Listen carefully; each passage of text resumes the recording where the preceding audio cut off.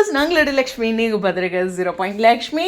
S, நம்மளுடைய சுவாமி வந்து அவருடைய இன்ஸ்டாகிராமில் 200K ஃபாலோவர்ஸை ரீச் பண்ணியிருக்காங்க. உண்மையாலுமே 200K அப்படிங்கிறது 165 போஸ்ட்டில் ரொம்பவே அதிகம். அது மட்டும் இல்லை, சுவாமி வந்து இப்போ ரீசெண்டாக தான் ரொம்ப ஆக்டிவாக இருக்கார் அவரோட இன்ஸ்டாகிராமில்.